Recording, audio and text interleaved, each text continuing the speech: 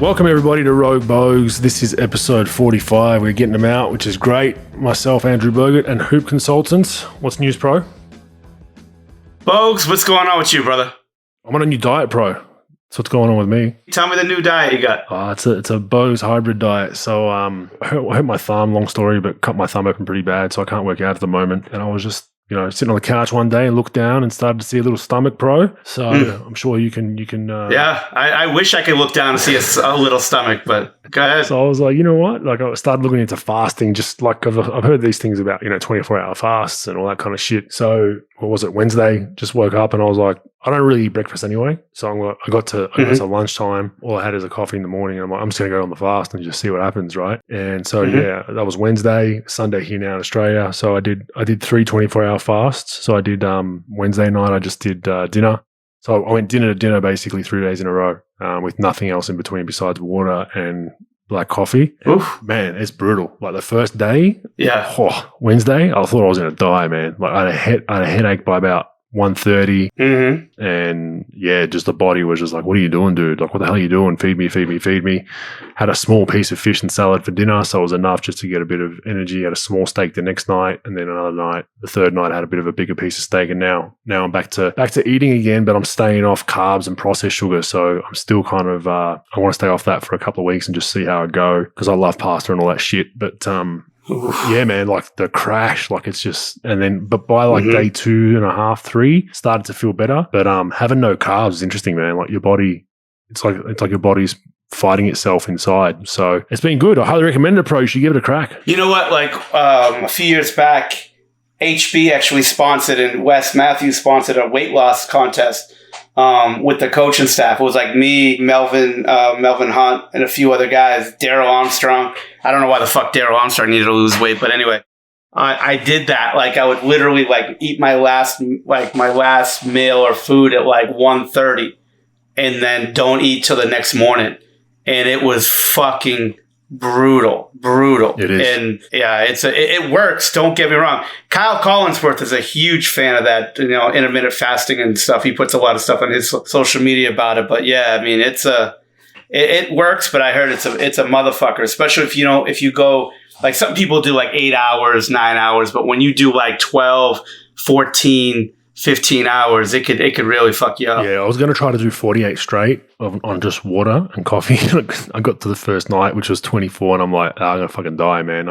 So I just had a small piece of fish. 24 is hard as well, but I mean, it's just good to, I guess, reset your bowels and your stomach and give your body a flush out. So we won't go too detailed about that, but I just thought, listeners out there, give it a crack. I thought, pro, maybe, up your alley sometime. Get back on the wagon. Yeah, off the wagon. I'll give you something up your fucking alley. Let's get to the fucking podcast, all right? Let's get to the podcast. All right, we're going to start off our podcast weekly now. We've got a slightly new segment. We're going to go team of the week. So we're both going to give our team of the week, and for whatever reason. And then we're going to go team of the week, WEAK, week. So we'll give one of each, but I'll start Phoenix Suns. Even though they lost last night to the Warriors, they did have Devin Booker out. They have to be the team of the week last week, in my opinion. They were on an 18-game win streak. They're 9-1 in their last 10. They're rolling. They could have potentially kept that streak rolling if Booker was healthy. Who knows? But they continue to quietly just plug along. They started off a little bit shaky at the start of the season, but they're just a solid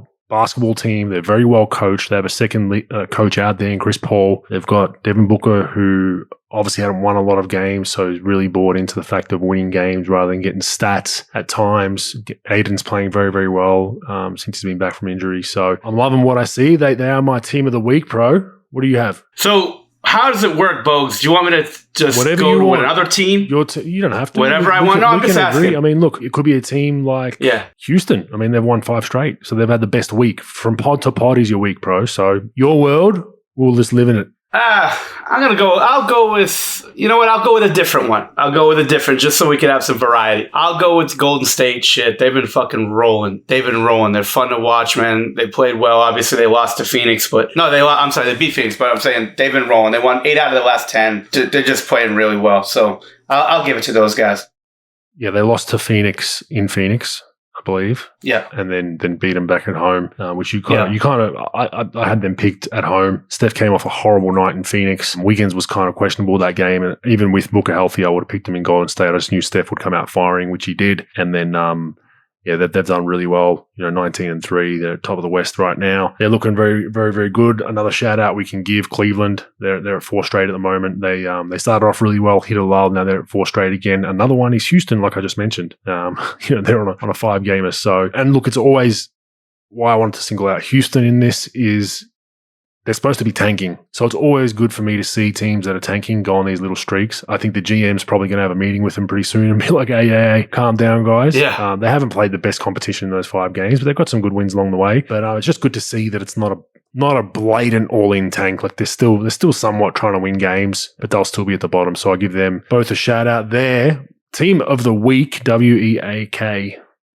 Shitty team basically of the week. I mean, you can't go past OKC, can you, Pro? I mean, they had the biggest loss in NBA history the other night against the Memphis without Ja Morant, so hardly full strength. You'd maybe expect it against the Golden State. Well, not an NBA history loss, but man. Yeah, they didn't have. Now, look, I don't care if you had the coaches playing. There's no reason you lost by 75. But I will give them this. They didn't have SGA. They didn't have Giddey, I don't think. Giddey played in that game, but SGA had a concussion, and they didn't have Giddey. But, I watched the beginning of that game, and it didn't seem like it was a game that they're going to lose by fucking 70 plus. Yeah, man. It was and they were going back and forth, and, it's unbelievable. Because everybody that I talked to said the same story. Like, they're checking their phone once in a while, and they're like, holy shit, that's got to be fucking wrong. And John Hollinger, I don't know if you read it, he went off today saying that they should fire the GM for it. And come on, man, it's one game. Give me a fucking break. Forgotten about. You said it's history one fucking for the game. wrong reasons. Who gives a shit? But I've got some really good stats in useful and useless later about this game. But man, it was, and they're also on a 8-game losing streak, Pro, which doesn't help the situation. No, it does not. They won 1 out of the last 10, lost 8 in a row. That's a tough one, man. I'll tell you what, that coach does a good job, though. The young kid, he does a good job. I can't pronounce his name, but he does a good job. And, they got young kids. They don't really have much veteran leadership, veterans that could actually help them win. They got young kids. They've won, and that's the funny thing. They've won a few games. They won 6 games. They beat a few teams. I think they beat the Lakers twice, if I'm not mistaken. And, they're actually they're bad, but they're not 75, lost by 75 bad. That's just... Yeah. I mean, I guess, halftime you're down 20, you're checking it in, and they literally just checked in, and they played a lot of guys that hadn't played minutes before. But usually when you put in your fringe roster guys, they give you effort. At least they're going to keep it, pick up full court, give you a bit of effort, get on loose balls, maybe, get it from 50 to 40, but it went from 50 to 70, which was, you just don't see it very often, which is why it's huge news. And I mean, I assume OKC is just itching to get back on the court the next couple of games and just put this behind them. But are they your team of the week? Yeah, you know what? I was going to go Indiana after losing. They won 3 out of their last 10, and they played they played Miami at home the other night, and they laid an egg. And I was like, what the fuck? Short-handed Miami too, right? Yeah, no Butler, no Adebayo. And you think all right, Indiana coming into the game, I think was 9-15. They're tough and they scrap, but they totally laid an egg at home. And I was like, fuck. But I can't get past the team that lost by 75. Give me a fucking break. I mean, that's a tough one. That's a video game right there. That's a fucking video game. That's ugly. That's one where you press reset at halftime and just like, 1-0. white flag. That's when you trade in that video game. You trade your whole fucking roster at halftime. That's what you do. But yeah, it's tough. All right, Pro. The league's worst kept secret, Pro. Neil O'Shea's fired. Did you see that coming? Ooh, shocker, man. Yeah. The statement around it is interesting. To say the least. Portland Trailblazers are committed to building an organization that positively impacts our colleagues, communities, and world in which we live and play. Team statement said, following the conclusion of an independent review of concerns and complaints around our workplace environment at the practice facility, the Portland Trailblazers organization has decided to terminate GM Neil O'Shea, effective immediately due to violations of the Portland Trailblazers Code of Conduct. Out of respect for those who candidly participated in the privileged investigation, we will not release or discuss it. Slippery fucking slope, bro, because that first line, Portland Trailblazers are committed to building an organization that positively impacts our colleagues, communities, and the world in which we live and play. Probably have not spent too much time in an NBA locker room, albeit a team that's under 500 locker room, bro. Yeah, I mean, give me a fucking break. But I totally agree with that. With what you're saying, the three words that took me, and now I understand where they're going to go with this: code of conduct. And I think they're going to try to get out of not paying him. I think he has like another year on his contract after this one, and they're going to try to get out of not paying him. Anytime you start mentioning stuff like code of conduct, that's, because everybody's got that in their contract, and you could try to take their money or take a big portion of it, of what's left, if you terminate them with cause.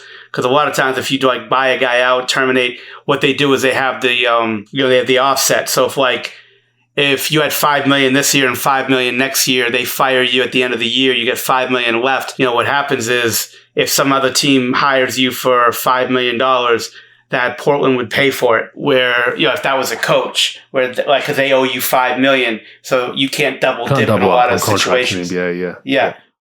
But when they start mentioning they terminate you for cause, then they could take your money. Different story. Yeah, so that's what I'm thinking that's going to happen. It's unbelievable because What's key in that though, bro? What's key in that is it says Portland Trailblazers Code of Conduct, not NBA Code of Conduct, bro. Yeah, they're definitely going to go at it. It's a slippery slope because, look, if he came in and started threatening people, sexual harassment, or start threatening physical harm, but the guy was the guy tried to be a soap opera star before he got in the NBA. I don't know how much physical harm he'll do to you, but Is that true? No, it's 100% true. What, Days of Our Lives? Bold and the Beautiful?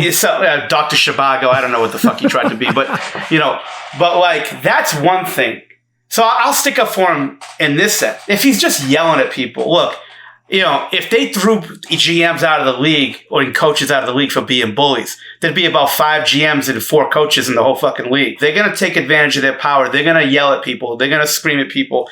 They're going to be condescending and all that stuff. So at what point is your sort of hostile work environment? Because that's the new thing these days. At what point is your work? Because look, I mean, that's almost everybody I've ever fucking worked for.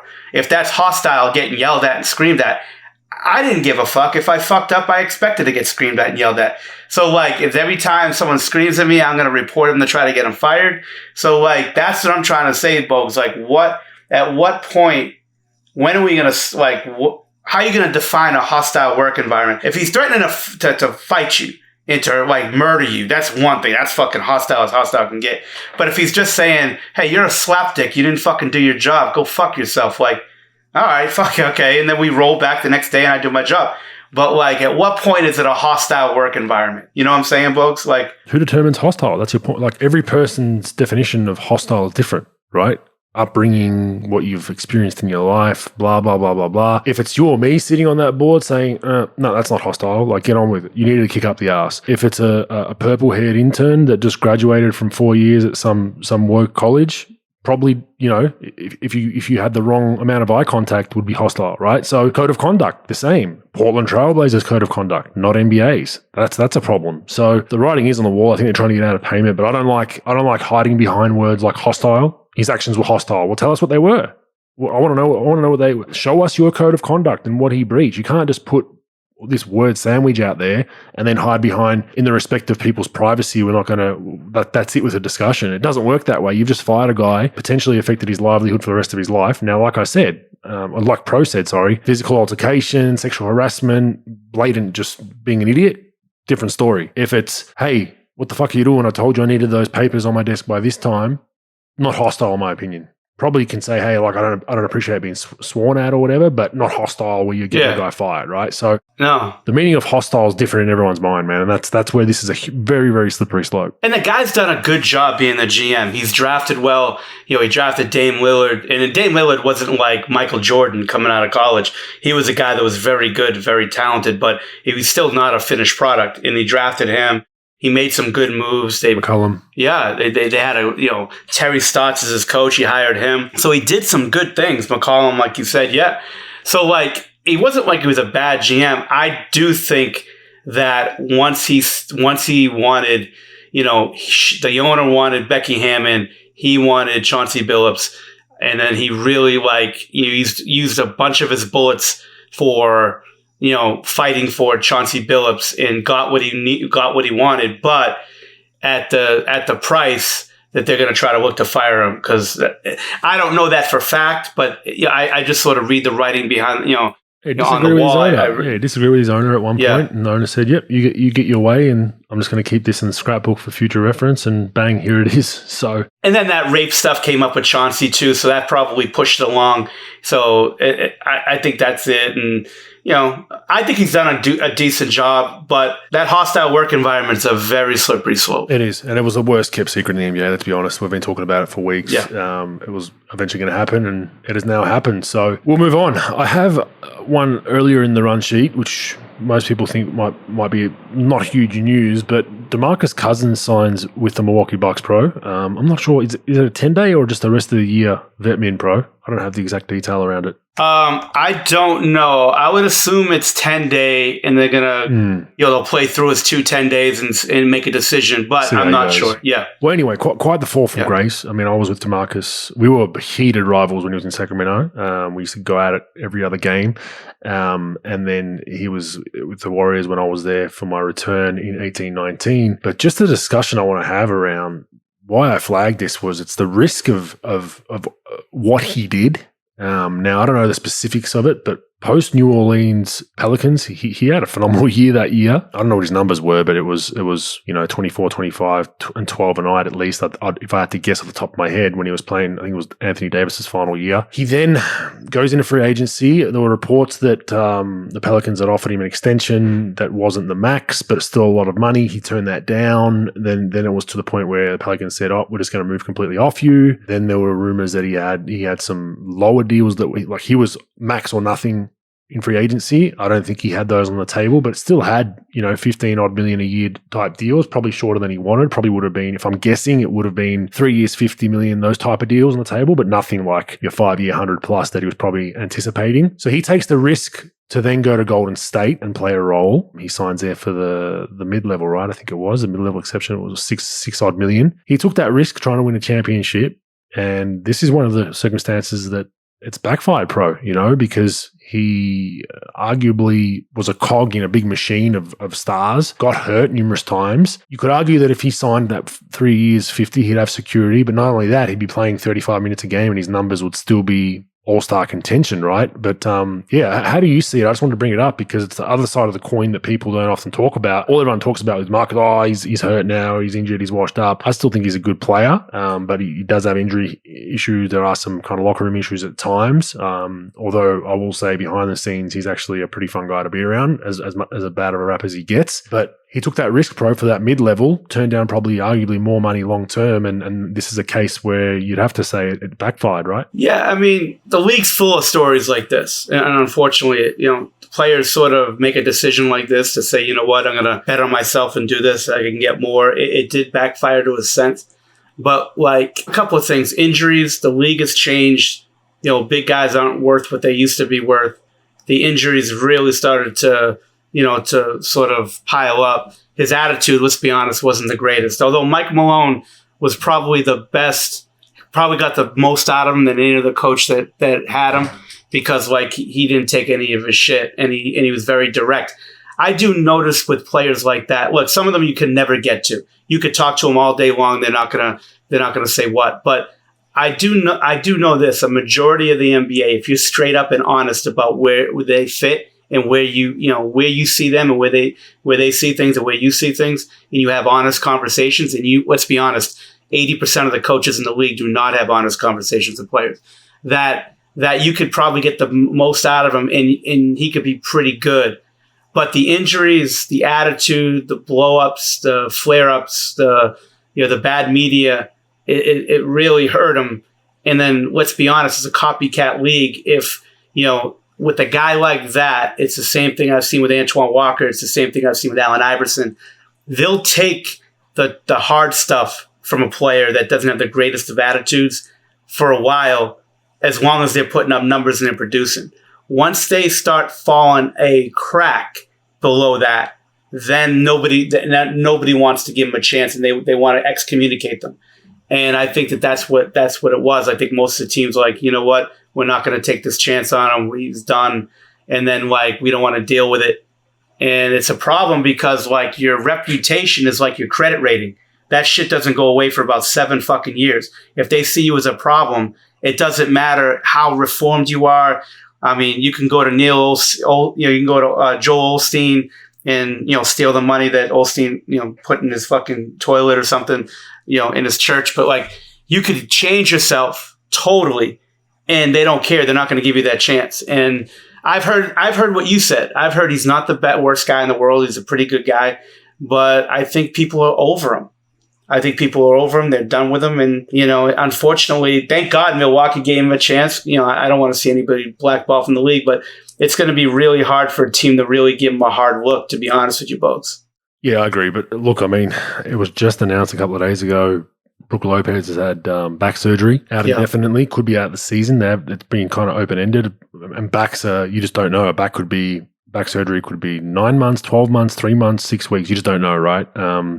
So, I guess it's in that culture, DeMarcus has been on championship runs now with the Warriors. He's been in playoff runs. He's been on both sides of the coin. I think there's a role for him if Brook's out. I really do. They're playing Portis at the 5. They're going to need some beef sometimes, Embiid, those kind of guys. He can shoot the ball from 3 at times, streaky. He's a shell of himself injury-wise, but I just hope he gets a second chance and doesn't screw it up, and I hope he gets that second chance. But just an interesting one. I thought it was good to discuss, considering, the flip side of taking that risk and betting on yourself sometimes, when he, arguably could have just taken that shorter deal still at a high rate somewhere else, but he elected for the championship, and it kind of has backfired because he hasn't really been on a roster since then. So we'll continue to watch that space. As you mentioned, just quickly, some injuries. Bam Adebayo out 4 to 6 weeks with the thumb. That's huge out for Miami. They now have to start Dwayne Dedmon for the most part, and they're pretty thin at the 5. Dame is out 10 days. He's about 5 days into that. They don't look good without him, I'll say that, but he's out with some sort of ab strain, which they've worded fancily, but it's an ab tweak, ab strain. So they are a pain in the ass because they affect everything you do with your back and your hips and your glutes, and as soon as your core gets a strain like that, you got to kind of let it heal properly. But that's the injury front. Did you see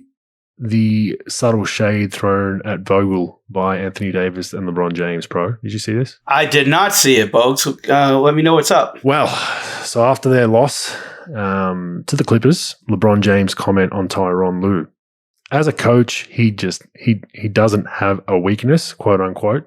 Now, you might not look at that too pointedly, but then you move on to Anthony Davis. Anthony Davis credited Ty Lue's play calling down the stretch for the Clippers, saying that he found ways to take advantage of the Lakers' aggressive rotations. How long does Vogel last? Does he last a season, pro? Because it's that to me, reading between the lines, once you have other players, passive-aggressive complimenting of rival coaches, I know LeBron's played for him and they're boys and whatever, but I look at that as like, holy shit, you kind of, there's some shots fired there subtly if you know how to read between the lines, bro. Yeah, I sort of get the feeling that David Fizdale is going to be coaching that team by February, by a trade deadline, just because of how the team's doing. Look, even if that was meant to be innocent, you have to have some self-awareness of what your coach is going through. And your championship winning coach, pro. This isn't just like this is what boggles my mind. Like, this isn't a lackey that they've just signed, put a super team together. Oh, it's not working. We need to move on. Like, he's won a championship there just 2 years ago. Won a championship, had a hell of a run in Indiana when he was a coach there. I know him. I worked with him in Boston. I think he has a tremendous basketball mind. But the problem is you got into the ocean with some big sharks. It's different if you're a small market team. It's different if you're even a mid-market team. You're coaching LeBron James. No one coaches LeBron James, by the way. Spolstra was the only one who ever coached him. Everyone else let him do whatever he wanted. And, sometimes you won with it. Mostly you didn't, in a lot of situations. So it's a tough situation to be in because if you win, he won't give you much credit. And if you start wavering, if you start losing, he'll start throwing out subtle jabs like this. And that's what he does. That's what he's done for every one of his coaches. That didn't really stick up for many of his coaches. I'm not saying any of them. I don't follow him like that, but there hasn't been many instances where he actually stuck up for his coach. And you got to be self-aware of what he's going through. Look, he's struggling a little. The team's struggling a little bit. The roster isn't great. You can't really compete with good teams. You can, it takes marathon efforts to beat average teams. And you're going to throw your coach under the bus, who's a very good fucking coach. Very good coach. And you're going to throw him under the bus. It's not fair, but that's the league. Vogel gets to, the trade-off is he gets about $7 million a year. So, you got to deal with this bullshit, but you know what you signed up for. You knew when you were coaching LeBron James what that was going to mean. If you thought he was going to be Dame Lillard sticking up for you and stuff, that's just not him. He's never been like that. It is what it is. You know what you signed up for, and it's not looking great. It's not Vogel's fault. The team isn't very good. I don't care. I don't care if he's got all Red Auerbach, Phil Jackson, Bill Belichick's plays in his playbook. He ain't gonna, you ain't gonna squeeze wins out of that team against good teams. And unless you get really lucky, hopefully we're in April we're still talking about Frank Vogel. I just don't think it's going to happen. I think by February he's probably going to be gone, just because of how things are going with these statements, and then how the team's playing. And like I said, not his fault, but it is what it is. Yeah, Lakers win. LeBron is the main reason. Lakers lose. Vogel is the main reason. Interesting how that all works, but we all know, just quietly, like we said a couple of weeks ago, Pelinka, nothing really discussed about that roster that he put together that just fits like two pieces of a puzzle that just won't go together, but that's a story for another day. Tristan Thompson, has a fan ejected for a Kardashian pun? Now, geez, we might be Nostradamus, you and I, because we predicted this exact same thing with the LeBron issue a couple of weeks ago in Indiana, getting the fan thrown out, and we didn't really know exactly what was said. There was rumors it was, like I said last podcast, around LeBron's family and death threats. If that's the case, then, probably the right decision. But that's all hearsay because we don't know exactly what was said. But there is a slippery slope, and this is one of them.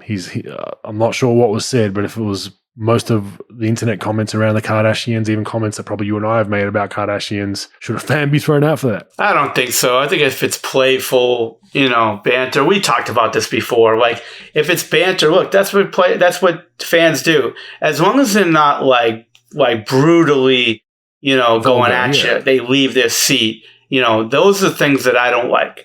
But if they're just being playful, talking about whatever, as long as there's no bodily harm, your wife's ugly, whatever. Like, all right, like, what are you going to do? It's a fucking fan. That's what they've been doing. They're middle-aged white guys that fucking they wear jerseys, they're still 45 years old wearing fucking jerseys, yelling, screaming with a foam fucking finger. Like, that's what they are. They've been like that since the 1950s. So, let's just deal with it. And, there's got to be a certain level that you're going to have to deal with as a player. It is what it is. Well, it just seems like there's no level. It should be. That's what it seems like. It just seems like, there should be no interaction, which I agree with. I enjoy people that would heckle me creatively because I go back at them and try to go after them and go for their neck as well for the most part. But, obviously family drawing the line. But if it's something as much as like, hey, do you have a tattoo of number 675 for the number correlating to boyfriend/husband the Kardashians have had, if it's something like that, you're just like, oh, what are you going to do? Like, it's half true. It's funny. Yeah. Like, she's known to be, likes to get out and about with a lot of different gentlemen, whatever the word is used is politically correct today. For that, it does become scary when you can just start pointing people out in the crowd. And like I said, the security guards are trained and taught that player points at someone courtside or in the audience, they get thrown out without even pleading their case, right? Yeah, and that's the thing. There's no... look, it's so fast, and they got to act so fast and quick with it because the game's going on. They got to stop play. The fan doesn't have their time in court. They're going to get ejected 9.9 times out of 10, and they're not going to have a chance to defend themselves. So what are you going to do? And you're going to throw the fan out. And in a lot of cases, they're paying $1,000, $1,500, $5,000 for their seat. And now you're going to throw that courtside fan out. I mean, some of them deserve it, but not many of them do, let's be honest. And yeah, it's a slippery slope. And now, like, you're kicking out, you don't have a great fan base as it is. It's dwindling. And now you're going to throw them out for little things. Like, if you get, like, that fat dude that got into Westbrook's face and gave him the finger, stuff like that. You usually see that on memes and stuff. Like, yeah, maybe, if they get up and try to do something to a player and get in their face, that's one thing. But if they're just going to, like, yell shit, I mean, that's what fans do. They're fucking pains, the pains in the asses. But what are you going to do? They're fucking fans. It's fun. It's, it's like that guy in Philly that writes all that shit down on that chalkboard. How long until he gets banned? I had that on the top of my mind. I think he told Salah or something, Salah Mejri, like, something about his green card. And, like, Salah laughed at it. Like, like, it's right, like, because he's in the huddle behind Carlisle. Carlisle's drawing up the play. And we're looking at it, and he laughs because it's fucking funny. Like, I mean, because Salah's good. You could joke with Salah like that. And, like, Salah wasn't like, oh, you got to throw that guy out. Like, you just sort of take the good with the fucking bad. But that's our society, Bogues. It's like, anything they're going to complain about and they're going to go nuts about. Yeah, it's slippery slope stuff, man. It's just robotic. You turn people into robots. I want personality. Sometimes people stray over the line and they get in trouble, but for the most part, you want people to have personality. And do we really want everyone to be like sheep and everyone just following line and the same thing? And I can't say anything. Or there's a player I want to boo him, but I might get kicked out. I can't boo now. And I'm saying this as an athlete that played. Like, I'm all for booing in hostile environments. It was awesome going in college, going to some of these. Jesus Christ, can you imagine college? I wonder if they get booted out. Oh, I wonder if they get booted out, because we used to go to stadiums in college, and I remember going to New Mexico. They had a guy named Snake. I don't know if he's still there. If he is, shout out to Snake. And he looked like Snake from The Simpsons. The dude with the tattoo and whatever. Yeah. Yeah, he used to wear a white wife beater. He had a mullet. He had arm tattoos, like skinny, like just looked like he lived in a trailer park caravan, right? He would come to the arena, and I used to have like this long mop head. He was waiting where our bus pulls up at the arena. This is 3 hours before tip. He'd be waiting there, and he had a bottle of shampoo and conditioner in his hand with my name on it, like kind of pretending to pour on. He said, "Hey, Bogut, I've got this for you," like heckling me off the bus, bro. Yeah. Then they used to let this dude in early. He would come, he'd sit behind the basket stanchion during our pre-game warm-ups when no fans in the building. He'd already be heckling us, talking shit to us, and it was fun. Like, and the best part was we smacked their ass that night. Oh no, sorry, they smacked our ass that night. We went to college, so we stopped at Burger King of all places on the way to the hotel. He was in the Burger King. And we had a laugh about it. Of course. I saw the dude and I was like, I hate you, man. Like, he goes, oh, it's all fun, man. I just love my New Mexico Lobos. I'll do anything for him. I'll die for him. I love that shit. It's great. And I was on the receiving end of it, but it wasn't anything like, I hope you die, this, that. And even so, if it was, I'd just ignore it. It's like, it's a stupid fan that's trying to get you off your mark. Like, another story, pro. Do you remember this one? I can't remember who the player was. I think it was a player at North Carolina or Duke. This was when Facebook was first kind of starting. They catfished a guy, right? So they had it was the University of Maryland student section. They somehow found one of their star players on Facebook, messaged him, and went back and forth. They did a profile as this hot chick, and they're going back and forth. Yeah, when you come to Maryland, let's hook up. I'll come to your hotel room. We'll have our fun. Blah blah blah blah blah. Back and forth, back and forth, back and forth. And then I guess she blew him off the night before the game or whatever. And then the dude gets to warm ups, and they've got all the text messages basically printed out on placards, and they're like chanting the girl's name during warm ups. And the dude was just like, what the fuck? Like, you know who it was? It was Gabe Pruitt. Yeah, there you go. It was he played USC, UCLA, and they catfished him. I do remember that story. I knew it was West Coast. But there was a Maryland one as well. I'm pretty sure there was a Maryland one as well. Oh, there was Maryland too? Yeah, that's what they do. Like, what are you going to do? Point that, hey, ref, can you throw that guy out? He catfished me? Like, come on. It's just hilarious. That's college. A whole nother level, man. Oh, without question. And look, you have to have a certain amount of tolerance. There is a line, but no one ever tells you that fucking line. Like, that's what I'm saying. Like, tell them, like, at least make a rule. Like, if it's anything like this and up, we're going to throw you out. Like, I know it's like stupid that you have to even have to say the rule, but like, at least give them something where they're like not going to just get again, but there's no court, there's no jury, they're done. They're out. Like they have no way to defend themselves, and it's crazy if you could just get them thrown out by saying anything. and then like I've seen some things where a player instigated to a fan went back at him, and then the player had the fan ejected. So it's like, like what the fuck? Like when does it end? But I don't know, Bogues. I got enough to fucking worry about. I'm not worried about fucking courtside fans getting fucking ejected. Let's be honest. That are doing pretty well financially. They don't get a lot of sympathy. Yeah, I'm worried about intermittent fasting. I'll start with 20 minutes and go up, on my fasting. So we'll see how that goes. See what happens, eh? The Bulls, just quickly. Mark Stein has announced, this was from his announcement, the NBA announces a slap on the wrist penalty or penalties for Chicago and Miami. In the sign and trade, it has been investigating since August. Geez, 6-month investigation almost, involving Lonzo Ball and Kyle Lowry. Both teams only lose 1 second-round pick each, bro. So I guess you can tamper just a little bit, and we'll just take 1 pick off you. Yeah, like picks in the 50s too, like high 40s or low 50s. Yeah, come on, man. I mean, who cares? Yeah, if it's and it's something that like you're screaming about, you're yelling about. Oh, we got to have integrity in our league. Look, I don't want to see anybody get penalized. But like, if that's what you're crying about, if you want integrity in your league, and you find out teams that were cheating, then you know what? I mean, it's not as big, but I remember with Kevin McHale in Minnesota. They had some deal with Garnett already done. They took like multiple draft picks away from them. No, Joe Smith. It wasn't Garnett. It was Joe Smith. They had a free agency deal before July 1 done with Joe Smith, and like they found out about it, and the league like they took multiple first round picks. You fined them millions of dollars. I think they even fined McHale or suspended McHale for it. Like, you send a message, do not fuck with us, or this is what's going to happen. But when you take a second round pick away, come on, man. I mean, let's be honest. I mean, that's not, like I said, I don't want to see anybody get fucking penalized and shit, but like, you're going to penalize them a second round pick? I mean, it's like being in San Francisco. You could like murder somebody. You'll be out in 20 minutes for a $10. You could give them Monopoly money. You'll be out in the street in 20 minutes. That's what you're basically saying. You could do whatever the fuck you want, and we'll take a second round pick from you. It's not the harshest of penalties, if I were to say it. Yeah, long investigation for considering that's all they came up with. That's why it was pretty funny for me to read. Yeah, for sure. But Enes Kanter Freedom.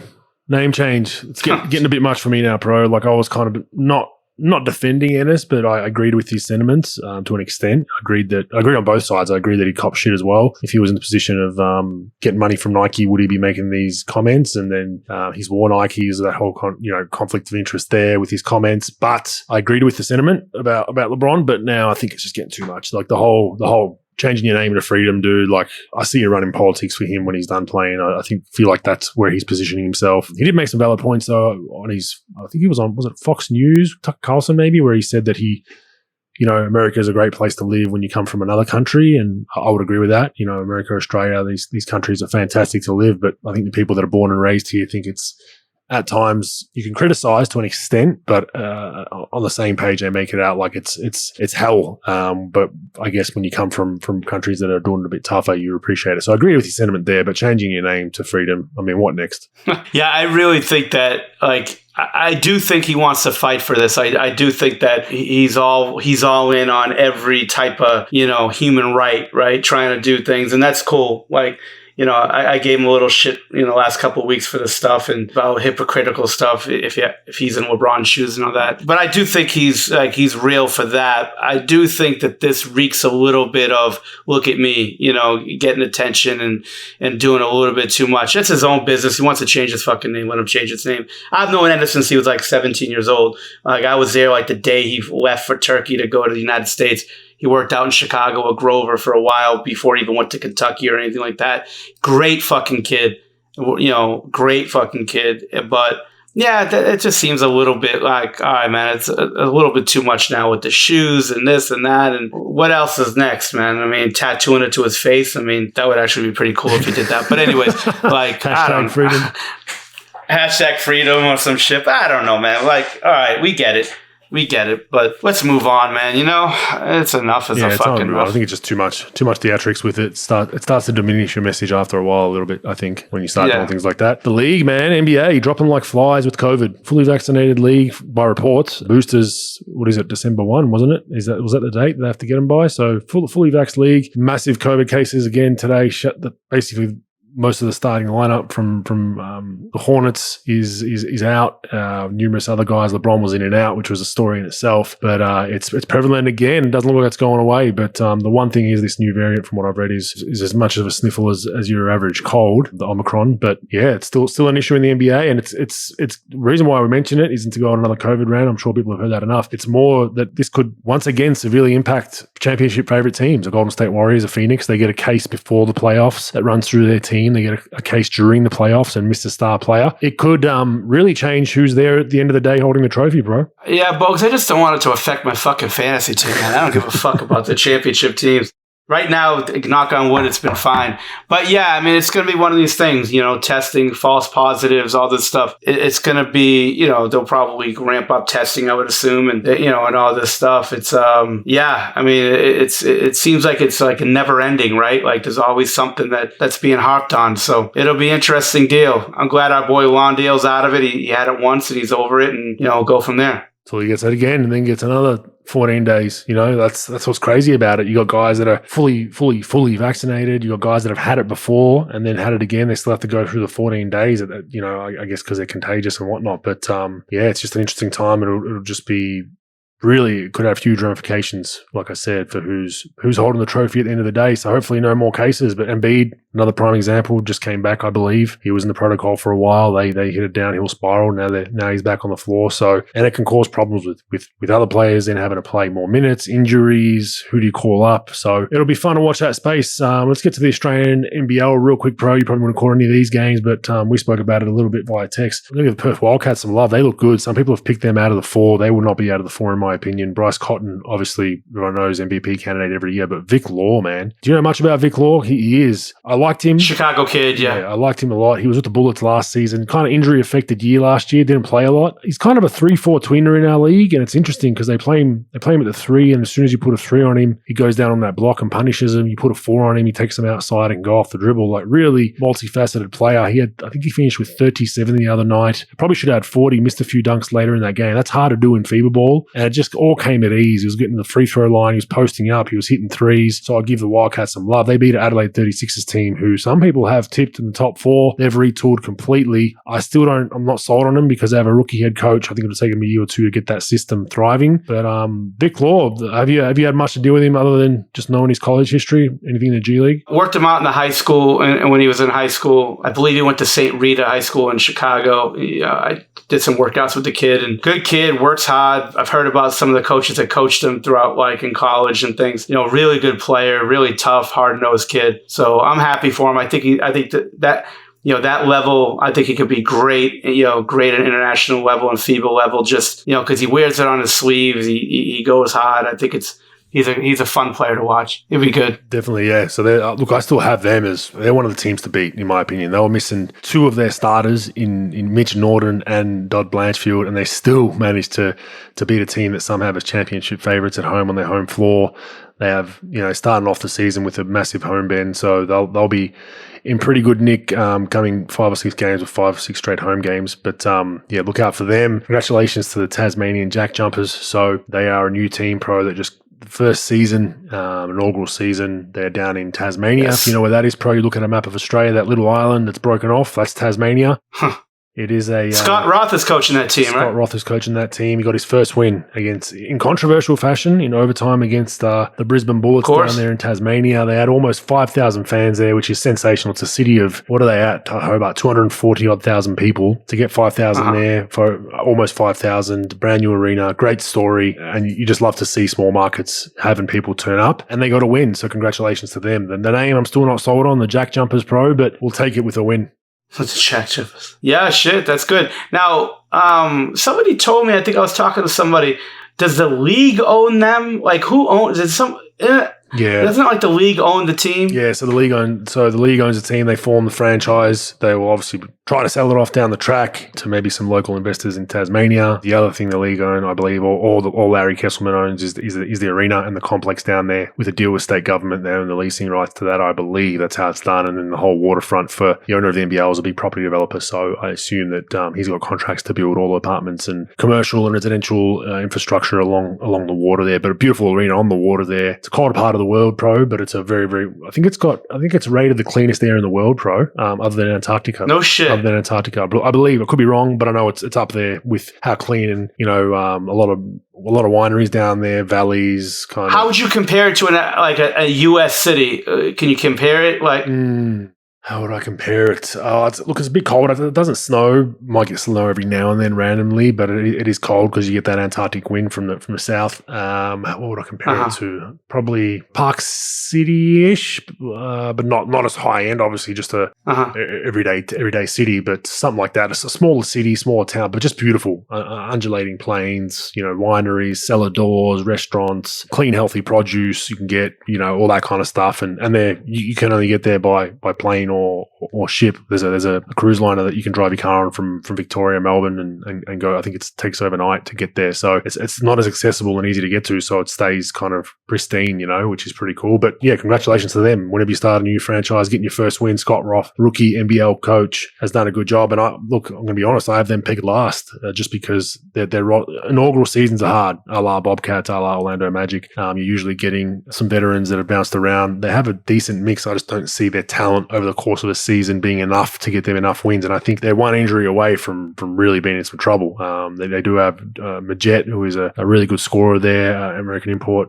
So they have a good balanced roster. But I think Brisbane could easily won that game and went to overtime. Some questionable calls late, but congratulations to them nonetheless. Yeah, I'm afraid of Scott Roth, man. He's a scary looking dude. He looks like he could headbutt you from across the court. Fuck that. Let him win. He's actually a nice guy. He was a scout. He really is. He was a scout when I was Milwaukee Bucks for many years, and then he went over to Toronto. Yeah, he's actually a harmless dude. But I thought, I didn't know a whole lot about his coaching pedigree. I know he was in the G League for a bit, so they took a risk there, and it seems to have paid off. Early days yet, but congratulations on their first win. Some news from a couple of podcasts ago. Liz Cambridge, Pro. We spoke about the whole reprimand from Basketball Australia, which was basically a washing of the hands. It was nothing at all. But yesterday there was a breaking story, and why this is big news, a number of reasons. She was not named in the 2022 World Cup squad. Why that's big news is the World Cup's in Australia.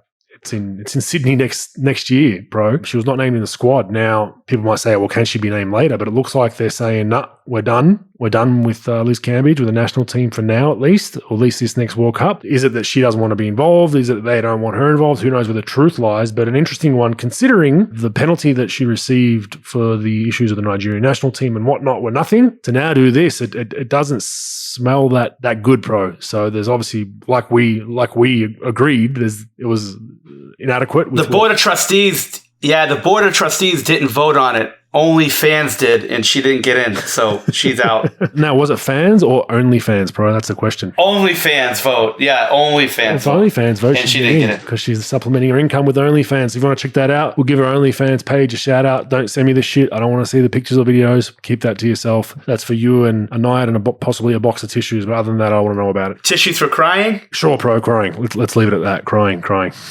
There you go.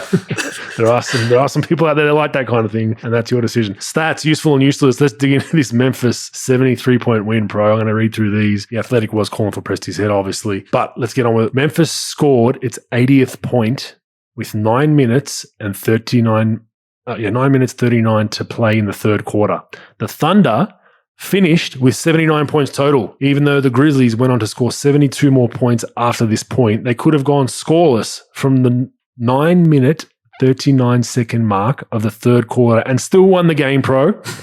That's mind-boggling in itself. The Grizzlies bench, 83 points, outscored the Thunder as a team, Pro. Santi Aldama recorded a plus-minus of plus 52 in 28 minutes played, the third best plus-minus in any game in NBA history, and this guy barely plays any minutes during the regular season. Jeremiah Robertson Earl and Dort, minus 56, minus 53 respectively, finished with the second and third worst plus minus in any game in NBA history. And finally, the Grizzlies offense jumped from 12th to 6th in one game. How about all that, pro? Useful or useless? All of it's useful. Oh, man. All of it's useful. That's some fucking stat muse. I don't give him a lot of fucking, I don't give him a lot of praise. I'll give them praise on this stuff. I don't think that one was them, actually. I got that from Sporting News, NBA.com, an Australian version. All right, and they can fuck off then. All right, they can fuck off then. Snap News have our next few, though. Shout out to Snap News. We like them. They came on the podcast many episodes ago. But then amazing stats. The one that got me was like, they could have went scoreless basically from the 10-minute mark of the third quarter and still won. Whew. That's insane. I gotta look at that. I didn't look at the run they made. Like I said, I watched like a lot of the first quarter right before our Callin stuff.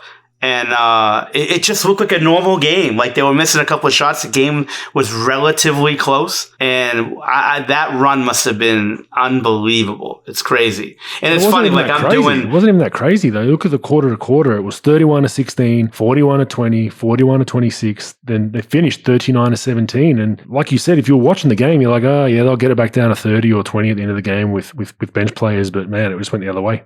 Go ahead. Yeah, I'm doing this exercise to try to like learn teams a little bit more, like doing the betting lines just to pick games, not betting. But and I looked at that game and I'm like, I thought it was going to be relatively close because I didn't know about the injury stuff. And then I look and I'm like, why didn't I pick this fucking game? Like I stayed away from it. But then I'm looking at they're up 70. I was like, what the fuck? Yeah, it's crazy, man. You can never say never, but it's going to be hard to beat that fucking record, man. It is. It's going to be hard to beat that plus minus, yeah. Even someone just getting a 152 this season is going to be hard to do. The fact the other team scored 79. All right, next one. So I say that's useful as well. I like those stats. And they are history making. So unfortunately, those guys are going to be in the history books for a long, long time. Jared Allen, last 6 games, pro, according to StatMuse, 28-13, 77% from the field. 19-11, 5 blocks, 88% from the field. 28-14, 71% from the field, 19-11 at 89% from the field, 25-11, 90% from the field, and 20-15 in his last game. Useful or useless? Definitely useful. It's just not only that, they're winning some games too. So it's not just like they're losing by 30 every night and he's putting up these numbers. I mean, he's built himself into an all-star caliber center, at least an all-star, like in the conversation for being an all-star. And shout out to both of my fantasy teams because I got him on both teams. But I think he's really good. I think he's what JaVale McGee should have been if JaVale didn't have that tomfoolery with him. I think he's a hell of a roller, rebounder, has some skill to his game, can run. I think he's a very good player. They won. When we discussed that trade last year, we both thought that they won that trade by getting that kid. That kid is a very good fucking player, and I think it's very useful. What do you think? Have you watched many of their games, pro? I haven't watched many Cavs games. Yeah. You'd hardly think that Jared Allen is a guy they're ISOing and throwing on the block. How's he getting most of his buckets? It's lobs, rebounds, just outworking guys because most of these games are 60, 70, 80% from the field. So it's a testament to kids out there that, as hard as it is to hear sometimes that we don't need you to be the 1 or 2 option. We need you to be a kind of a decoy or a roller or help our guards and just be a lob threat. Man, he can still, he's 20 and 10 a night, more the last 6 games just by doing that. And it's rolls, lobs, dunks, if you get a little driving kick. 20 and 10, it is his bank account's 40 and 30. He's averaging 40 and 30 because he's making $100+ million in this fucking, and then this is what this guy does. And he'll post up when they switch, 1-5 switch and all that, and he'll do some things, but it ain't like they're just, burying him down on the block and just everybody's getting out of the way. He does a job. He's very good at it, and he just punches it through the fucking wall. And he just he impacts the game. And that's any young player, you got to impact the game. And that's what he does. And he doesn't try to do things that he can't do. He could probably build on it a little bit over the years now because he solidified his spot. Because remember we talked about, they've got their draft pick. They got him. They got Kevin Love. We didn't know, we talked about the rotation of who's going to do what. Well, he solidified his spot. He could solidify an all-star spot. And now he could start building on that. That's awesome, man. He's a heck of a player, man. He's not Wilt Chamberlain or anything, but he's a pretty good player. Yeah, and he's an elite shot blocker for the most part too. So he's a very, very good shot blocker to have back there as an insurance policy with the amount of guards and length they have. And like we've said, 3 7-footers in the starting lineup when healthy. If they get to a championship, we might see the league turn its tack, pro. We might see that hoisting up too many threes thing turn on its head, but I highly doubt it. But we'll see. This is the one team, if you want to get back to old school basketball, cheer for this team because 3 biggers in the starting lineup is fun to see. That is useful, in my opinion, and we'll get to Jared Allen in fact or fake news a little bit later in this podcast. Last one, Anthony Davis, pro. This is as of last week from StatMuse, so it's changed a little bit, but how about these stats? Anthony Davis, 16.7% on 3-point percentage. That is the worst in NBA history for a minimum of 2 attempts per game and more than 20 plus games played. That's NBA history, pro. 38.3% mid-range is worse than the NBA as of today, not history, just in the NBA this season, in 100 plus shot attempts. 33.1% in jump shots, worse than the NBA for more than 150 plus shot attempts. Useful or useless? I think it's useful. I definitely think it's useful. We're 3 for 3 on the stats, pro. Hell yes. Yeah, how about that? I'm turning a new leaf.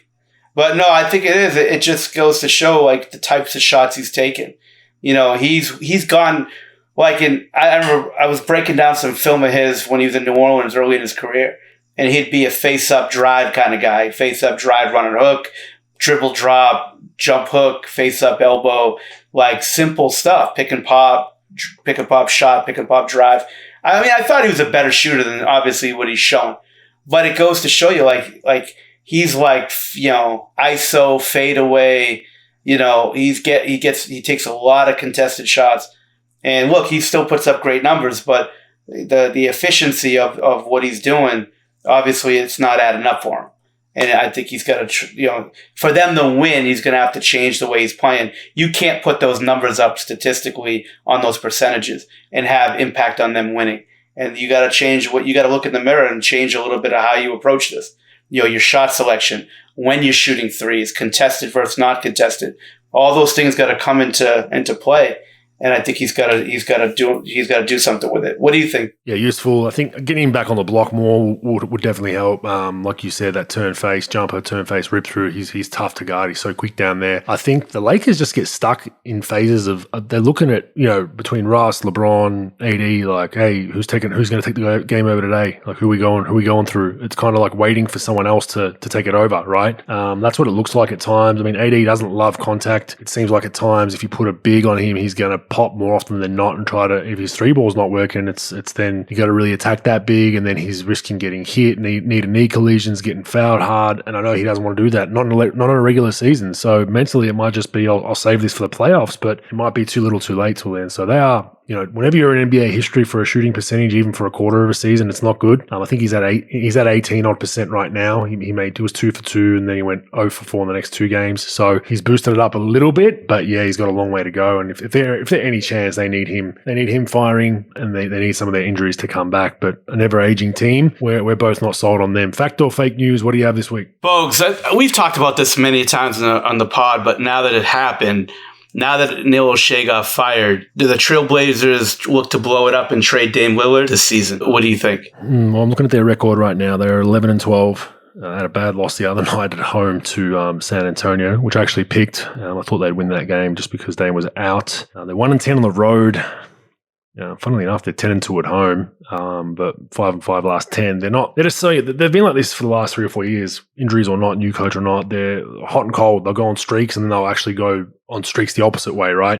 I think if their record does get any worse, I think it's fact. If they falter a few more games here in the next 5-10 games, I think I would actively start looking to move Dame. Get something back now. McCollum's a little younger, right? So maybe you build around him a little bit more and get a good big or something like that, or another guard, 3-4 man. But with O'Shea gone, who takes over? Who's taken over, pro? Do we know? Just the assistant? No name. Yeah, the assistant, a no name's going to get it. But they're talking about like Tayshaun Prince. You know, they're looking at guys like that, and they're probably going to hire outside the organization for this. You know, probably some assistant GM somewhere. Trajan Langdon, I've heard names, people like that. Yeah, I think this season, I'm not sure. I think overall it's going to happen. I don't think Dame's going to be in Portland long term. So I'd say fact. I just don't know if it'll be this season or post. But the writing's on the wall, man. They're close. They're very, very close to just lighting that match and blowing things up and going for a rebuild. What are your thoughts? Yeah, it's not going to happen this season. It will happen. It won't happen this season. I still think McCollum's going to get traded. Maybe Powell will get traded to try to like maybe switch some things around, see if they can win, and then not get rushed into trading them by All-Star break, by the trade deadline, and then maybe do it in the summertime, and then just sort of package some things and blow the thing up. I think they'll give it one more try with this, throughout the season, see what they can do. I'm a little skeptical that it's going to work. It doesn't matter what type of trade they make. I think he's gone, but I think it's going to take some time for him to be gone. I think by next All-Star break, for sure, he'll be gone. But I just don't think they'll pull the trigger on it this year. I think they'll wait. They'll wait to hire a new GM, figure out what the new GM wants, and give them some stuff. But then on the flip side, if you're interim GM's not going to want to do it because you're an interim GM, and then if you're the new GM, do you want to be that guy that runs him out of town the first season? So there's a lot of factors at play here. We know how that all goes psychologically sometimes, but I guess it's all going to come down to what the owner wants as well. No doubt about that. Second, we talked about the Indiana Pacers. They're struggling right now. They're near the bottom of the Eastern Conference. Do you expect them to make a major change to their roster before the trade deadline? I think they'll be an active player for sure. So whether it happens or not, I can't control. But fact in the sense that they're going to be an active player. But you just look at their roster, and it's kind of a mishmash of a roster. Like, it's all over the place. You don't really know like who you're going to late, who you're not. I mean, Sabonis probably one of their best big options. Levert probably,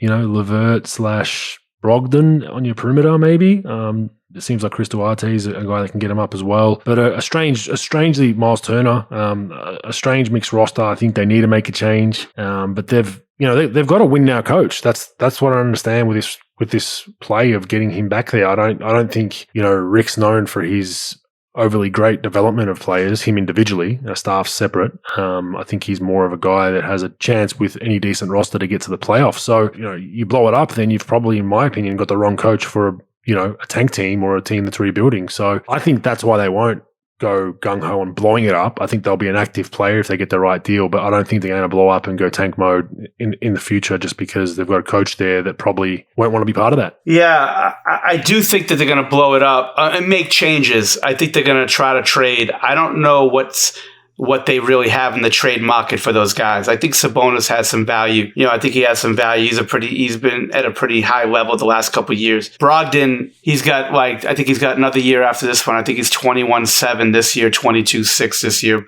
Next year, he put up some good numbers. He's been putting up good numbers there, but I just don't know the value of some of these guys and what you're going to get back. I don't think that they're going to trade them for – I don't think anyone's going to give you young assets for those players. I think you'll get expiring deals. I think you'll get – you could get some draft picks and things, but I don't think you're going to get anything great, for any of those players. And that's the thing. But, in reality, look, nobody really wants to go to Indiana. It's a place that you get drafted by. You get drafted by. No real great free agent wants to go there. You're going to have to really develop your players. You're going to have to overpay, B-level free agents to come there. You're going to have to extend the players that you draft. So it's a very hard job to build. Look, when they were really good, with Vogel coaching, they had Roy Hibbert, they had, Paul George, they had those guys. Well, they drafted those guys. And they didn't get any great free agent. Lance Stevenson, they drafted Lance Stevenson. So all those guys that really they made a run with, they drafted. And then they have to overpay guys. Look, they had to overpay Brogdon. I don't think he put up some numbers, but I don't think he's a really great player in a winning team. So it's like, who are you going to do? Miles Turner is okay, but he's not great. So I think you can get off of these guys, but I don't think you're going to get great things in return. So, nothing trades essentially. Yeah. Yeah, it'll be tough. They're just I think that they're better than what they're showing, but they're really struggling right now. But the Eastern Conference is much improved as well. So it's not, it's not like the cakewalk it used to be. It's a pretty good league. It's a pretty good conference. So yeah, it's interesting. I think what really fucked Indiana is Washington and Cleveland doing so well early. You probably thought that they could get into like top 8. But now they're at like 13th in the league. It's pretty rough. Yeah, Charlotte, Chicago as well. I agree. So next one. I think we does Jarrett Allen make the All-Star team? I've listed other guys here, so I guess unless I'm missing one pro, Joel Embiid in the East, Bam, both hurt in and out of lineups, and Vucevic. Is anyone else at the 5 spot you put in the East there competing for it? Or Aldridge maybe? I mean, he's playing pretty well, but I think he hasn't played enough. Yeah, he wouldn't be a 5 that I would think. So Vooch, no, like Vooch, I would say, like you said, Embiid, Adebayo, and I don't know how long Adebayo is going to be gone, like legitimately gone for. Probably could be 6 weeks, 6 to 8 weeks. Yeah. Yep. Yeah. In fact, I think he's a chance to make the All-Star team. If they continue to play the way they are, and they're in the top 6, 7, what are they right now? They are 6 right now. They're in 6th in the East. Yeah. 13 and 10. I think he'll make it based on that. His numbers as of now, as of today, we read off his last 6 games, but his overall season numbers, 17 and 11 at 65% with a block a game, pro. So if that correlates to them being in that top area, the top 6, I think he becomes an All-Star. I think Bam's probably the unlucky one, just because right before All-Star, he'll be back 4 to 6 weeks from now. Probably he'll get 2 or 3 weeks in before the All-Star game. They'll probably have to ease him back. Vooch is the dark horse because they're playing so well. I think he's got a chance to make it in the East, and then Embiid obviously will make it because he'll be healthy from here on out, barring an injury. So whether they take 3 biggies is the other question, 3 5s at least. But I was looking at other even 4 men in the East, and you've got who else are you looking at? Giannis. Julius Randle. Yeah, Julius Randle's there. I mean, Indiana's out now, so you can't look at Sabonis. What's KD classified as? I think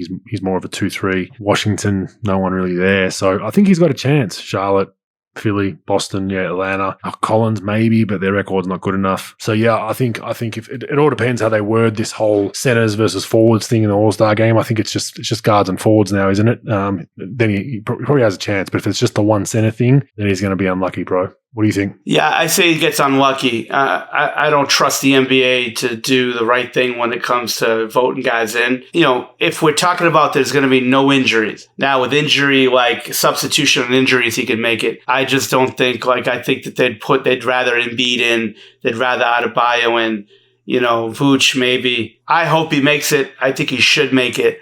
But I just don't trust the whole voting process of getting him in. So I say he's going to get unlucky. It's not great towards bigs, is it? It's not great towards 5s. No. It really screws over 5. No. Because the whole theory of 5s aren't fun to watch. The playmaking is all guards and forwards. It's the bigs have really been screwed out of All-Star spots. Being a big guy saying that, it's clear as day, and it is what it is. So I somewhat agree, but I think he deserves it. 17 and 11 at 65%. It seems like he's never out of his element, and they're winning games. They're playing. They were a team that none of us really picked to be. No, maybe fringe playing if you were being a little flirtatious with your picks, but no one picked them to be 6 at this point in the season. There's no chance in hell. And they could implode. Who knows? But they've had a really impressive season. I like what I see from them. So I will say fact, and you can say fake news, and we'll see.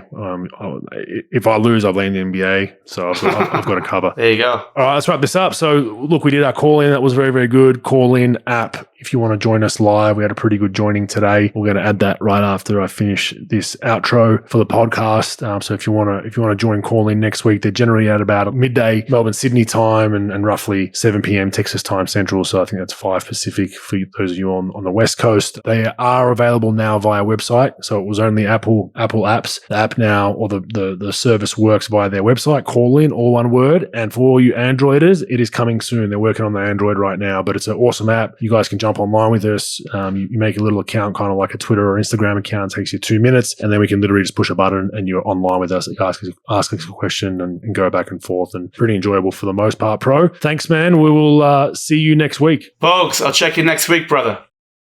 All right, everyone. Welcome to episode 45 Q&A via call-in. Appreciate everyone joining. Got a few people waiting, which is good. So we'll get right into it, pro. You all good? Bogues, I'm good, brother. I'm good. What are you up to, man? Every day is a new day, man. Just my new yoga mantra. Oh, nice. You're a yoga mantra guy. I like it. Yeah, I like to do yoga without the yoga, if that makes sense. It makes perfect sense, for sure. All right, let's roll. Welcome, everyone, to episode 45 of the Q&A. Like I said, by call-in, we have our first question going to Jared. So I'll put you up, unmute your mic, and fire away. Howdy, boys. How we doing? All good, all good. So, Bogues, just get you to put your former NBL player on hat for a minute. And would you like to see an all-star game back in the NBL from a player's perspective? And then now, as you as an owner as well, would you like to see it? I think so. I think eventually the time has come for that to be on the table again. It's just a matter of how we do it. The risk as an owner, my owner hat, would be injury. So, that's something that you always worry about when you send players off to play in, even if they're FIBA games, mid-season, all-star games, charity games, whatever it is, you have that stress as a GM, coach, owner of injury. But I think if done properly, and I put an exclamation point on that, if done properly, meaning very well organized, not a last-minute thing, not just thrown together because it's an all-star game. If done properly, I think it can be very good. I think having a three-point shootout is good. The dunk contest always goes down well with fans. A celebrity game would be, I think, engaging influencers in Australia, even though I hate that word, but engaging people, celebrities that love basketball. Danny Ewing's a huge fan. He's got a huge following. People like that, and bringing them into a celebrity game and having a weekend of it, I think it's definitely something that should be in the works. It's a matter of how it's marketed. Like I said, if it's going to be done just to tick a box, I'm strongly against it. But if it's done properly, well organized, well prepared, I think it has some merit. Bro, what are your thoughts on All-Star games for leagues in general and the NBL? Well, I mean, it's a good for you to showcase the league, showcase what you guys are doing and what the league's doing. I'm not a huge All-Star game fan. I fucking can't stand them, to be honest with you. I just hate the play in them. I just hate the way it's been with it. But I don't know. I mean, but it is a good promotional tool, so I guess it'll be decent. But I'm not a huge All-Star guy. But I could see the benefit, like you said, if you have a lot of people that have, that has a big following in the country, and try to bring people together to just see what the league's up to and they're doing, and have a good time with it. Three-point shootout, dunk contest is good, but not a huge fan. I like that stuff more than the game. I'd rather watch the three-point shootout, the dunk contest. If I was the NBL, I would potentially do a one-on-one King of the Ring type thing where every team puts a guy forward. Now, teams obviously will probably not put their best player forward for risk of injury, but maybe put some bonus money on the line as a King of the NBL one-on-one wise. I mean, do something new and innovative that hasn't been done in the NBL. Don't just copy the NBA one just because it's the NBA. I think there's definitely some risks that we can take. A King of the Ring will be one. I don't know if you got any other ones, Pro, that would be kind of cool spectacles as far as the skill stuff go. I mean, the skills competition that the NBA does is pretty cool. Going through the obstacle course, that's always good. Horse was always good. They did it a long time ago in the All-Star game. But I mean, I think a game of horse would be cool against the two of the three league's best shot makers and sort of guys like that. That's really all I got. Imagine having a competition. There'd be too much injuries, but best shot blocker, best 5 shot blockers versus best 5 dunkers, and it's just you just get a ball from the half court line and you get 3 dribbles and you just go shot dunk on someone. Yeah, that stuff's good. That stuff's really good. It's just, but like you said, injury and you're worried about stuff, but. And you could do a bunch of stuff to promote the league and just have fun with it. And, but I think it'll only work as long you got to have the best stars in, the best players in. They gotta be all for it, and they gotta be good showmen and sort of not just show up. Like the NBA guys do it for the most part. They just fucking schlep around like they're doing you a favor. Back in the day, they sort of took a little bit of honor with the All-Star game, not only in the game itself, but just sort of, promoting the game. Now, a lot of it, not all of them, but a lot of the players just sort of are there they owe you, you owe them something, Yeah, no doubt. I know in Australia many years ago, I think they had similar to the NBA with World versus USA. Instead of going rookie sophomore, it changed to World versus US. I think in the NBL, I think they did have imports versus the rest, which would be cool as well. The best import team versus the best Australian players. There's different things you can do, but yeah. To answer your question shortly, I'm all for it as long as it's done properly and not just the same old. So we'll watch that space. Thanks for that question, Jared. We'll move on to Chris. Fire away. G'day guys, thanks for having me on again. This is just probably for both of you, I suppose, just in regards to what you've seen.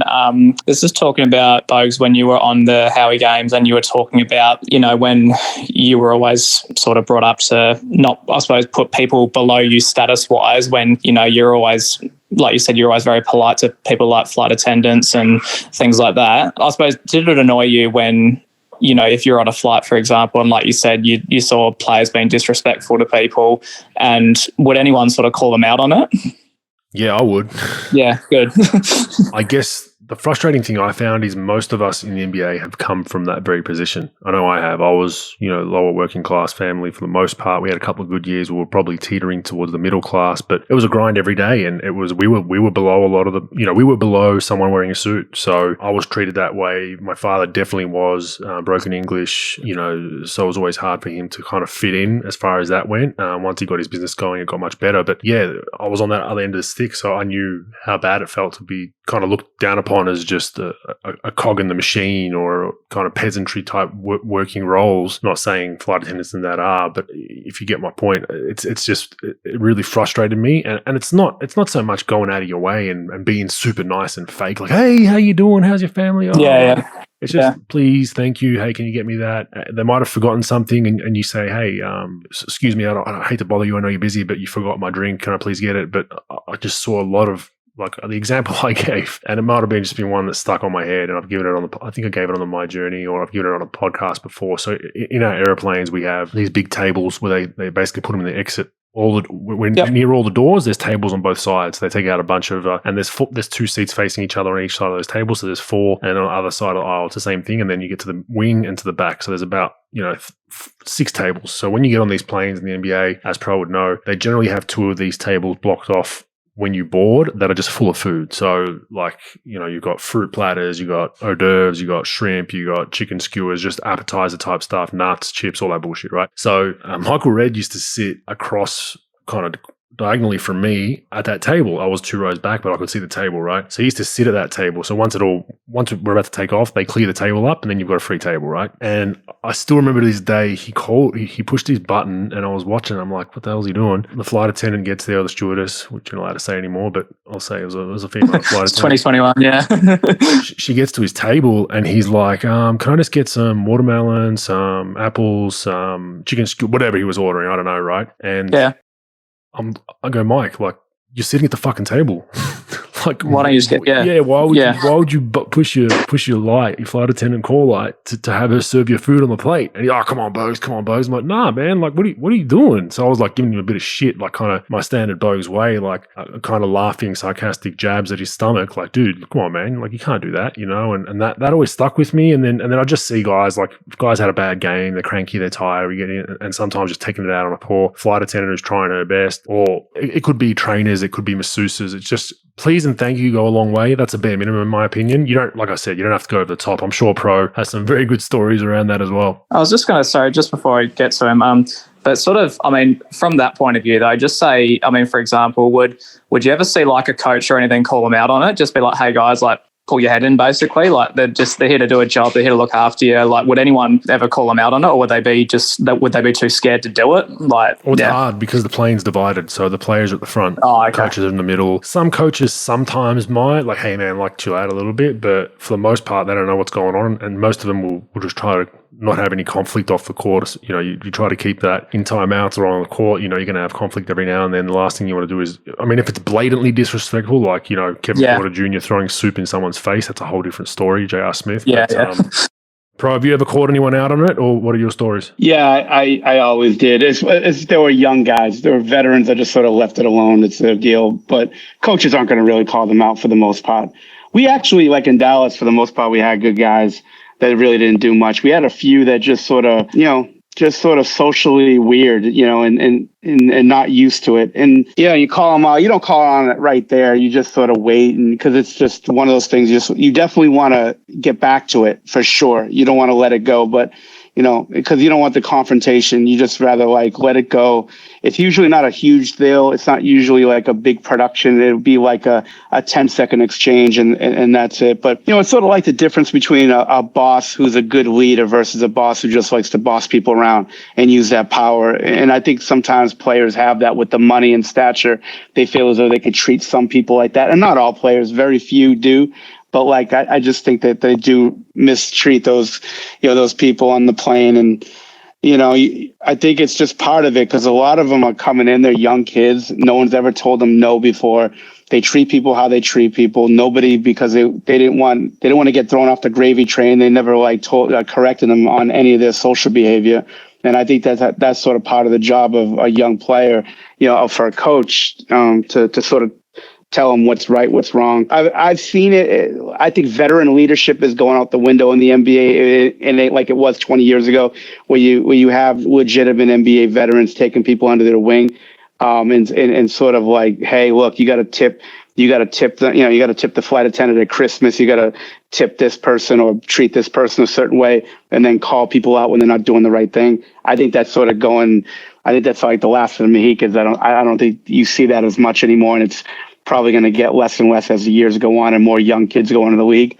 But yeah, I've seen my share. Nothing crazy, but I've seen it. And you just, again, it's one of those things. You call them out right there. Coaches aren't going to call them out right there. A, they're too afraid to, and B, like they're usually have their beak buried into some film or something like that. They're not worried about how they're treating the flight attendants. Let's be honest. I've seen only one real bad instance. I've seen a flight attendant end up in tears, and it was because of the whole totem pole issue in the NBA. So when you get on a plane, so you've got those appetizers on the table.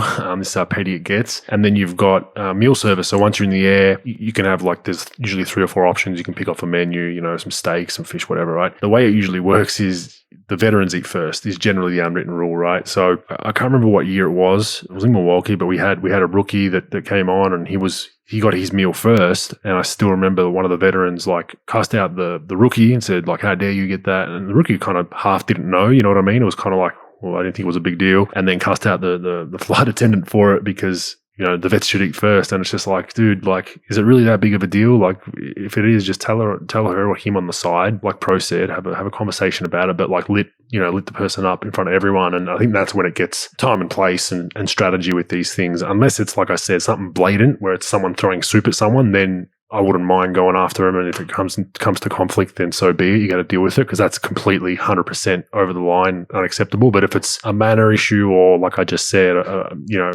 a rookie got served first, you address it quietly, and then, if it keeps happening, then it's a different story. But that's the worst I've seen. But then on the flip side, most of the players rallied around the flight attendant more than the player and was like, dude, you're a dickhead. Like, what are you doing? Like, she's trying to work hard. So it's good and bad. We'll go on to the next one. Thanks for that question. JF, you're up. Fire away. Yo, and I'll add to that conversation too. I was wondering if that's going to actually get worse as the league progresses, because, these guys are celebrities before they even enter the league. So I don't know if that gives them a bigger ego to kind of act that way, or they're more refined. It'll be interesting to see. I think Pro mentioned it. Yeah, I mean that's the problem. It's not ever hearing no throughout childhood. Like, look, if you're one of those prodigies at 12, 13, you're probably not going to hear no for a decade. When you've got to the NBA in your early 20s, and then a coach or GM finally says no to you, it's like, What language are you speaking? Are you speaking Spanish? Like, I don't understand what you're saying. I think Pro hit on the head with that. So, but yeah, go ahead with your question. Yeah. So a couple weeks ago, I asked about the value of an agent for certain players. You guys gave really good answers. There's one that came to mind when listening to Brian Windhorst's podcast. There's another service that they provide, which is kind of media relations and propaganda. I think Brian Windhorst has covered LeBron since like high school. And it just so happens he uses ESPN's platform to openly campaign for LeBron for MVP. He's often... it's called exchange. I'm gonna give you, I'm gonna be your PR agent in exchange for leaks that he can get for information. So yeah, that's usually how it ran between Windhorst and LeBron.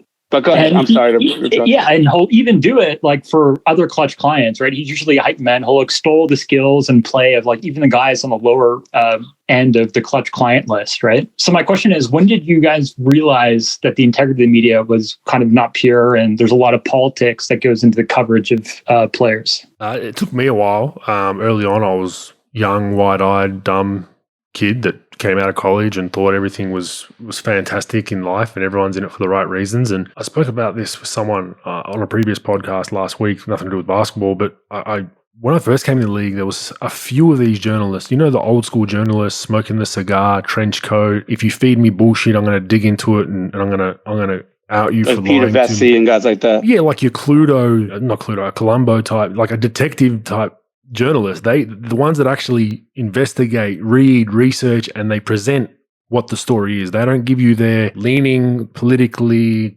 culturally, socially. I don't like that team. They don't have any of that, right? I long for those days, and I think they're gone in today's day and age, right? I'll give you a better example. CAA, the agency, they own a lot of the talent on ESPN, right?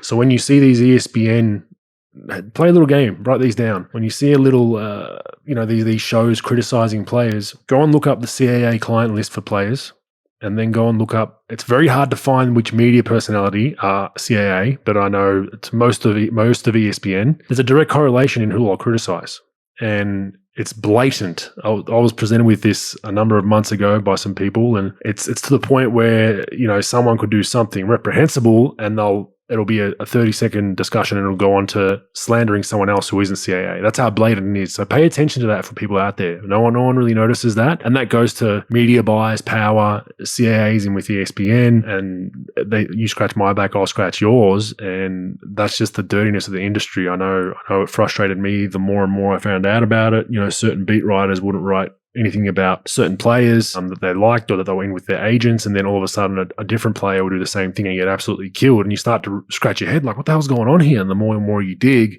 you realize that's how it works, and how agents get their leaks. Journalists get their leaks from agents. So it's as simple as this. I've got a player that's going to get traded. I leak it to media mogul X. He gets a story. He feels good. Then free agency, I have a player. He's restricted. Doesn't really have any offers. I go to this journalist and say, hey, can you put out an article saying my guy has 5 max offers from 5 different teams, and his home team better give him the extension or the big dollars, otherwise he's going to go to these 5 teams, and there's no off on the table, right? So that's how that kind of shit works. It's scratch my back, you scratch yours, pro. What are your thoughts? I think that the sports media has changed in the last 5 or 6 years.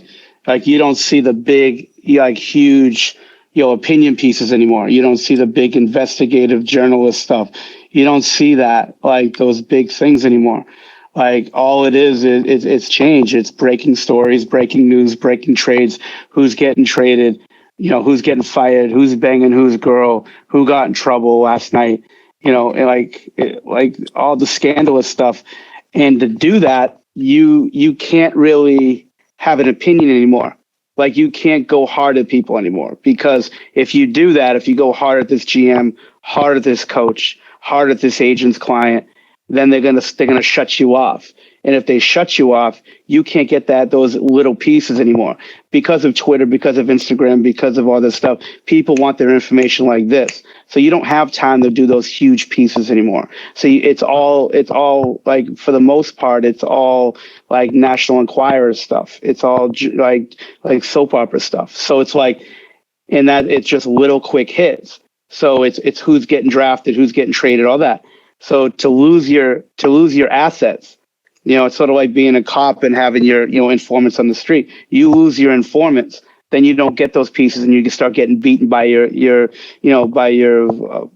counterparts, your enemies at other networks and things, and now your value goes down. So yeah, of course they're definitely not gonna go at the people that I'm more pissed at that. I understand sometimes you don't want to go as hard as on someone that gives you information. That's one thing. But the second thing is when if you have a story that's morally reprehensible that a guy did, a coach did, a player did, or whatever, and you hold that story and you bury that story to either get other information or something else because you need you want to get the next hit, then I don't have much respect for you. If you're gonna turn the other cheek on a coach that's not doing that well, I'm not that bad at that. I'm not that mad at it. But if somebody does something reprehensible and you bury it based on another story, then I get issues with it. Yeah, like most industries, there's good and bad, and that's one of the bad parts of the media. And then a lot of people that get those jobs will do anything to hang on to them as well. So it does it does come swampish at times. There are a lot of good people in there, but it's starting to sway the other way. There's a lot of people that are just there ticking the boxes, making sure they keep their job and making sure they don't get blackballed by an agency, a team, a GM, and then life's made hard for them. So thanks for that one, JF. We'll move on to our next one. We'll take 2 more and then head off for the pod. Preston, fire away. Hey, what's up? Love the podcast, Bogues and Mike. You guys are very knowledgeable to basketball and other things, but mostly basketball. Question for both of you, but as a basketball player, I find it hard for, I play games every week in different leagues, and I played high school ball And I find it hard to like control like my mental like emotions of the game. And I'll play a game and sometimes they'll go by so fast. And then after I'll be like, man, I was too angry or too like I was out of it, and I had a bad game. Or, sometimes I let someone get in my head and whatever, and it bothers me. And, just like the emotional, and that's me playing maybe like one game a week, for as many years, whatever. But, you played, and Mike, you've been in basketball for a long time. You guys got games 3-4 times a week. And how does it go? Like when you control, like, your mental, your mentality and your emotions, is it tough? Do you have like certain things you do to help you control your emotions in the game, after the game, before the game? From the looks of it, it looks like some players struggle with that. And then some players don't, you don't see them say a word at all, like the whole game. Maybe it's different off the court or whatever, or in practice, but how would you control that during your career?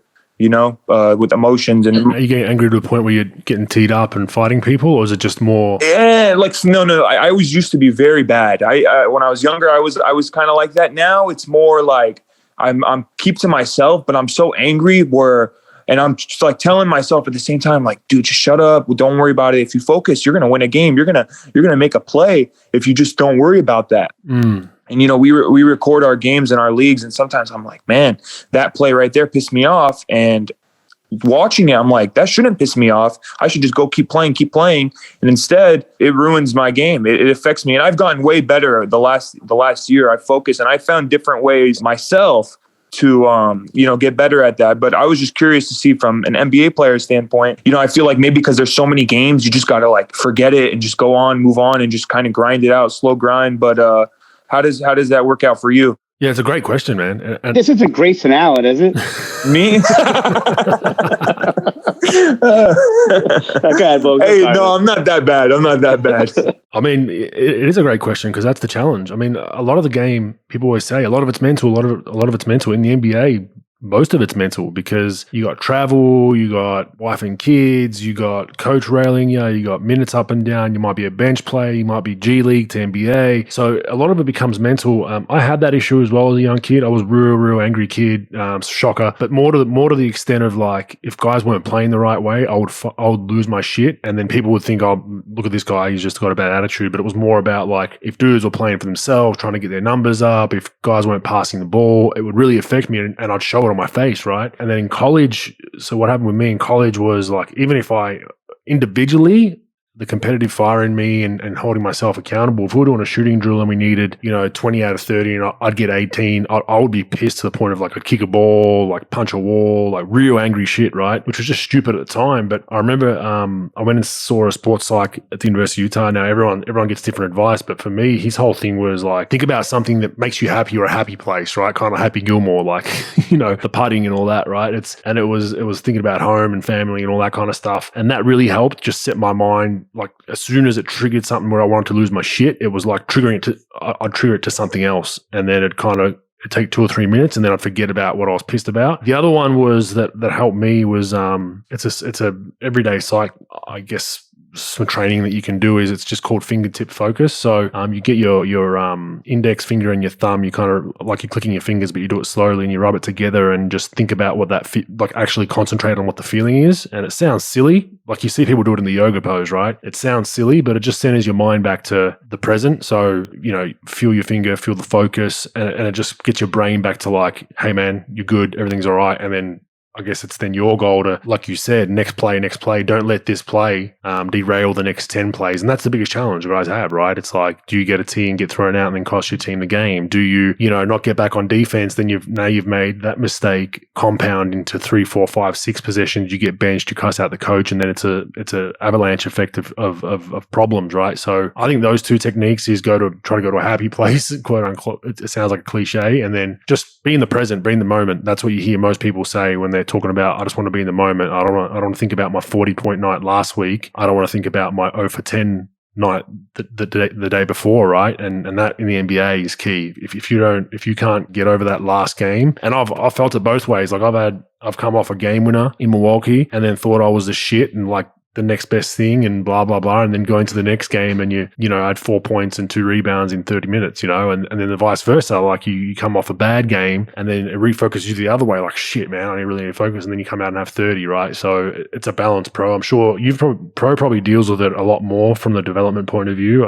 Give us your thoughts on it, Pro. Yeah, I mean, a lot of angry players out there, Bogues. A lot of them. And like, it's just that, I mean, that's part of it, right? Like that's part of the reason why they got to the NBA and, they were able to play so well, but controlling it's a big issue a lot of times. Breathing, meditation. First of all, you have to admit you have a problem. First of all, that's the thing. You have to address it. What's the actual issue? What's the actual problem? And like breathing exercises, meditating in the morning, first thing, 5 minutes, shut everything off, 5 minutes of closing your eyes and actually, like imagining yourself in that situation and trying to sort of diffuse yourself. Routines that you have in the game, like we would have an angry player that was mad, like when he came out of a game, regardless if like he was happy, sad, whatever, he took a stat sheet, crumbled it up and threw it under his chair. Like little routines like that, just to sort of identify, get you going a little bit, get you back centered. But like, Pro, what about the what about the one player that had a chair in the tunnel? What's up? What about the one player we both know that had a chair that just sat in the back in the tunnel, and he'd get subbed out and go and sit on the chair for 3 or 4 minutes before he came back to the bench? Would go to the chair. Yeah. I mean, look, like everyone has different routines, but I think it's first of all, you have to identify what you have. You have to identify what triggers you. Like if it's referees, like I always said to a referee with rookies, I said, look, stop being a fucking asshole with these referees. First of all, referees never going to change their call ever in the history of fucking mankind. Will they change their call because you're bitching at the referees? So what you need to do is you get pissed. That's fine. Let it go. And then at the next dead ball, you put your arm around the referee and be like, where are you seeing there? Because I thought I got fucking hacked. Like, where are you seeing it? Like, and be joking about it a little bit and sort of start a conversation instead of, bitching at the referee. But like, first of all, you have to identify what the issue is. Then you do your meditation, your breathing, and then you have to really focus on it in the game. Like, I have a problem with like, if a player turns it over. So like, you got to focus on that. All right, if this player turns it over, I'm good. I'm just going to breathe. I'm going to take 2 seconds and then I'm going to get back to it. And you have to really make the effort and it's not going to cure itself overnight. You might be wanting to knock out a guy 5 times a game and then you knock it down to 3.5 times a game. Yeah, exactly. And then you've made progress. And then it goes. None of this stuff happens overnight. There's not a pill. There's not a drill. There's not an ebook you can buy. There's not a podcast you can listen to that's going to like snap your fingers. You're out of it. You're back normal. It's going to take some time, but you're going to have to have a routine. You're going to have a plan of how to attack it. And you got to follow through on those plans, regardless if you had a good day or a bad day. You got to keep those routines and those habits together to keep you back to being centered. It's all about being centered, never too high, never too low. But you have to work on that. It's not just something you say. It's not like a slogan you could put in your locker room. Nothing to fear but fear itself. It's not that bullshit.